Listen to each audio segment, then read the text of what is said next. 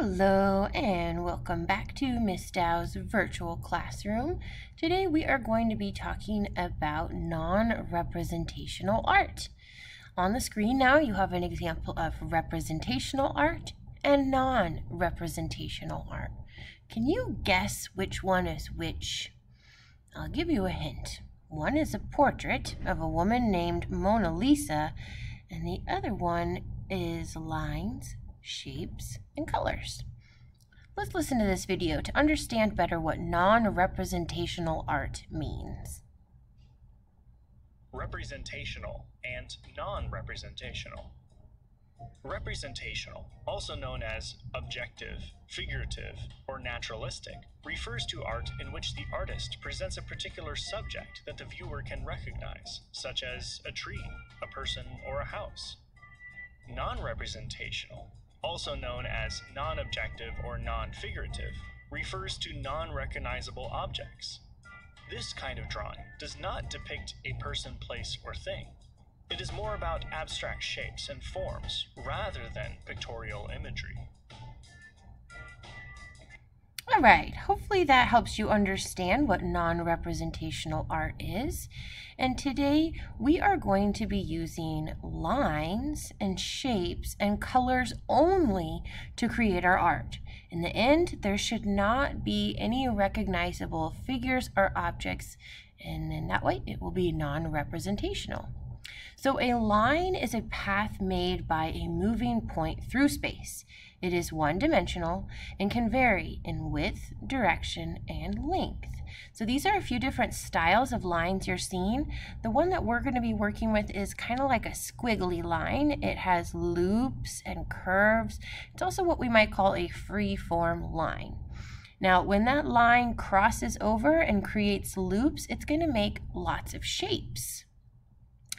So we have two different types of shapes. There's geometric shapes, which are all based off of mathematical rules, and you probably recognize some of these. They all have names, and we can easily identify them, like circle, square, oval, triangle, rectangle. Those are just some basic ones you're probably familiar with. The other side is organic shapes. Organic shapes do not have names, they are not based on mathematical rules, and they often resemble things from nature like flowers, leaves, plant lives, sea life, things like that. Now, if we are creating a free-form line that loops over each other, do you think it's going to create more geometric shapes or more organic shapes? Let's find out. I'm going to pull up my whiteboard here and do a drawing activity. What I want you to do is pick out a song that you'd like to listen to while you draw. Let the beat and the rhythm of the music and even the mood of the music, so the emotion it brings to you, let that control your drawing tool as you make your freeform line. So I'm going to turn on one of my favorite songs. I'm going to put my pen down anywhere on my paper I want. As soon as the music starts, I'm going to let the music control the way I make my line. So if the sound makes me think of an upward moving line, or even maybe a downward, spiraling, wavy, swirling, let your pen just dance across your page for about 10 to 20 seconds. Just let it crisscross and squiggle. Move slowly or move to the beat. Now, once you're happy with the line you've created, lift your pencil off and let that be your design.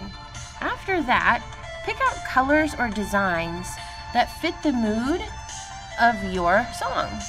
So for me, my song seems kind of exciting and fun, just like this sort of shade of pinky purple I'm using. And I'm finding all the different shapes that I created with my crisscrossing line and then coloring them in. You can do this in so many ways.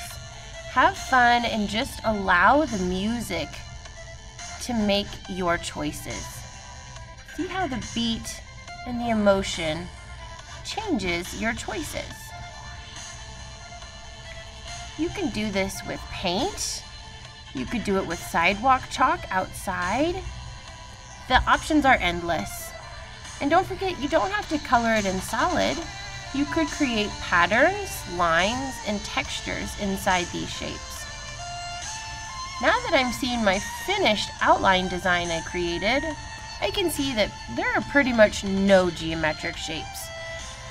There really are only these organic shapes, this kind of strange, free-flowing shapes that are definitely not recognizable, don't have a name, and are not based off of mathematical rules. Now, in the end, there's no recognizable object or figure. It's not meant to look like anything, and this is what we call non-representational art.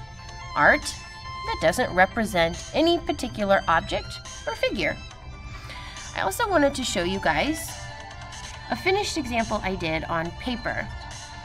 So you can see in this case, I added other elements of art. I added in some geometric shapes, some extra designs and patterns, and even some texture. This area I colored with crayon on top of the brick wall, so I got this bumpy texture. I used crayons and markers, but you could use paint, oil pastel, chalk, all kinds of things. Have fun and see what you can come up with.